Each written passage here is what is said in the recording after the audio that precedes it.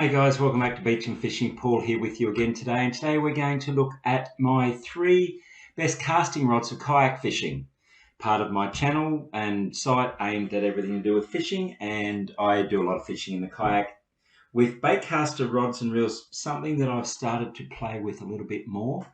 We go for a certain type of species that hide around the mangrove, called a mangrove jack, and we just find a Baitcaster a little bit better for us trying to pull those hard fighting, hard biting, tangle making little suckers into the kayak. Lose a lot more than I should, and baitcasters seem to be one way that I'm trying to remedy that. Anyway, so today we're talking about baitcaster rods. For those of you who haven't looked at them much before, that's a baitcaster reel on top of a rod, and you can see that the reel sits on top of the rod rather than underneath, like you would have with a traditional spinning rod, which would sit underneath like so.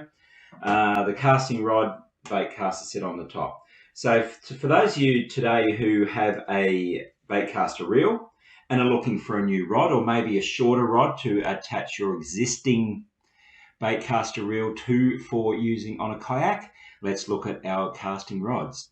So as we say, casting rod is one that the reel sits on top. They are not interchangeable with a spinning rod where the spinning reel sits underneath. So obviously you need one that the reel sits on top. Most of them have a little finger thing here, and you just flick them around. I've never been a baitcaster user. I've always been a spinning reel user with a spinning rod, and I have some of my favorites, which I've talked about in other posts, for using in the kayak, my little spinning reels and rods, and I love them, but I am starting to get the hang of these as well. I'll start shooting some videos soon so you can actually see what I'm talking about. But for those of you looking for a rod for the kayak, let's run through what we can look at. Now, the composition of a casting rod is pretty much the same as any spinning rod. Graphite, carbon, fiberglass. Most of them these days are carbon. From what I found within the casting rods, most of them are carbon these days, so they're nice and light. Obviously, you can't see that here, but you can't feel it over the video, but this is really light. Has cork handle. A lot of them have cork handles, a little what they call the fighting butt here. So you can sort of hold them like that, spin it around.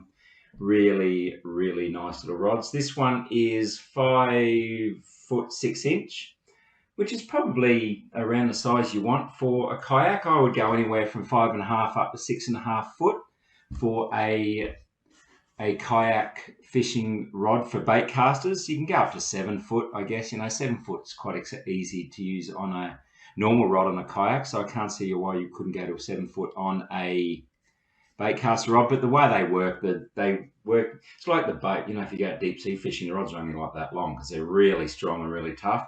Baitcaster reel rods seem to be the same. So the composition is pretty much the same. Look for 5.5 to 6.5 foot, as I've mentioned. Everything else is pretty much the same. The handles and grips are either rubber. A lot of them I've seen around, and a couple that I've recommended have what they call the golf club type grip. The latest golf club type grips. If you play golf, they're this really durable rubber. They've started putting them on rods as well because they're nice and light. 1 piece, 2 piece. I'm an advocate of, I don't really care whether it's 1 piece or 2 piece. I've caught fish, or not caught fish, and I don't know if the rod being 1 or 2 pieces is the reason. This only being 5.5 foot, it fits in the back seat of the car anyway, but if you're getting a slightly longer model and you haven't got a rack or anything to put it on, then you need a 2 piece to fit in the car. That's basically how I look at it. The only other thing is the power rating. This one is medium, which means it's not as, like if you've got a light power rating and you do that, you can't see the tip. This one hardly moves. This one's probably even medium heavy, I'd say, based on the lack of movement. If you've got a light one, it's really whippy. Not great for bait casters. Most of them are medium heavy. And then you've also got action. Now, action is where they bend. This one is fast action. You can't really see that here, but when I bend it, you can see it bends up the top, not so much down here. I'm trying to bend that there, and it bends up the top here. Fast action bends at the top means it's good for casting. That's the main advantage a lot of people have for bait casters, is that they're a lot more accurate to cast and they can cast a lot further. So I would be very surprised, and I'm probably wrong here, but I'd be very surprised if you would find a casting rod that isn't fast action, because they're the ones that cast further than the slower ones, which bend all the way down here. So, and they don't cast as far. I've got a slow action one I use for in the surf. It's behind me there. Actually, it's a big 3-piece thing. But I don't have to cast it very far. It plonks out. It just sits there. It bends down a bit further, which means I can watch it with. It's better for the current and the like. So that's what I use that for. But that's your casting rod. 5 to 6, 5.5 to 6.5 foot. Whatever composition it comes in these days is fine. They're all pretty light. Handles a matter of preference. Some people don't like cork handles. They're a bit hard. But if you like an EVA or rubber handle, find that. Always go a medium power and a fast action if you're getting a casting rod for the kayak, or for pretty much any casting rod, I'd say there. And split one piece is basically, in my opinion, down to transport. Some people feel differently with that, but that's my opinion. Other things you might want to look at is whatever the runners are made of. These ones doesn't say, but it looks like there's some sort of they're metally ones, so they're probably a zinc some chemical compound word that I can't remember at the moment. Zinc oxide, I think some of them say, or something like that. You can get ceramic ones. My only problem with ceramic ones, a couple I've had with ceramic ones have cracked, and then they snap your line. So, but yeah, just check what they're made of. But most of them these days are fairly stock standard as well.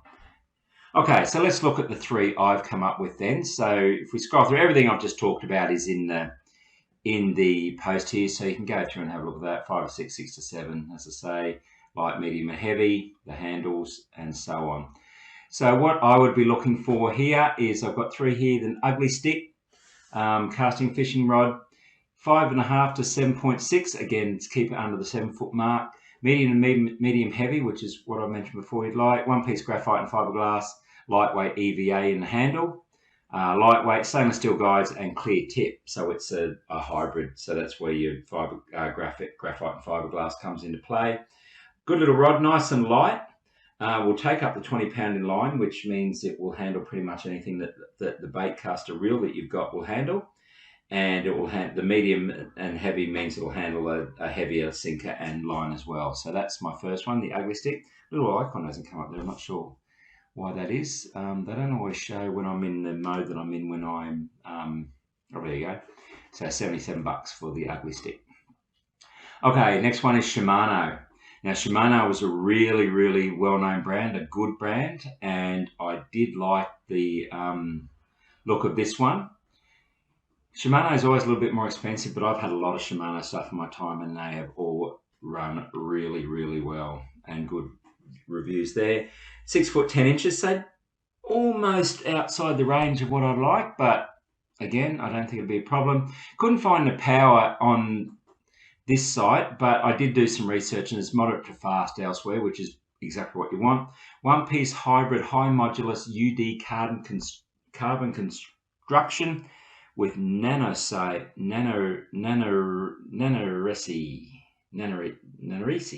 I don't even know what that is, but I do know it's light.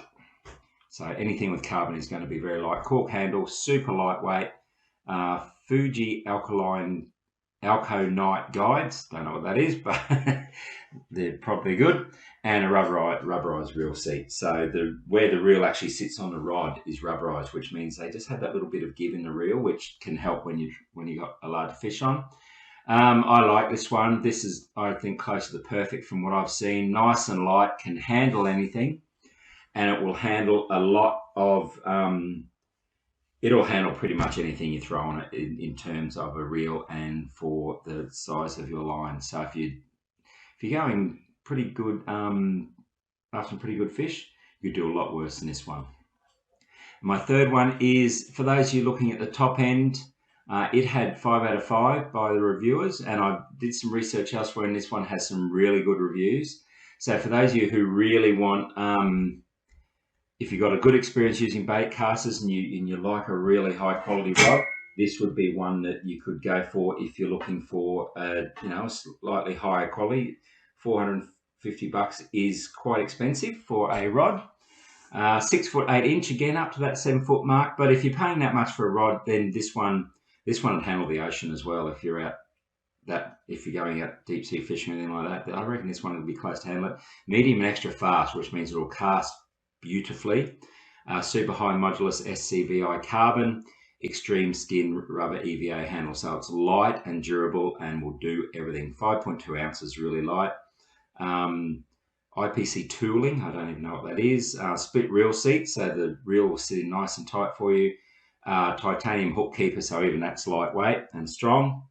If you're looking for something that you really want good casting length or good accuracy, or you've got a really high quality bait caster and you want a rod to match, then this would be the one to go to.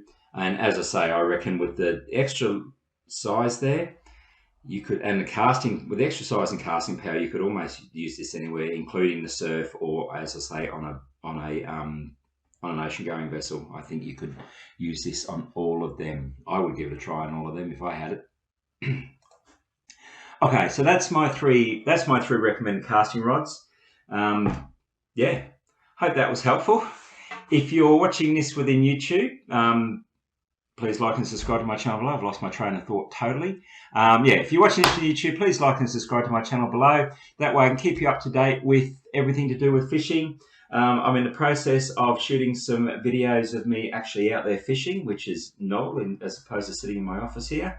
So you can see me do things that I do when I'm out fishing, the good, the bad, and the ugly, so to speak.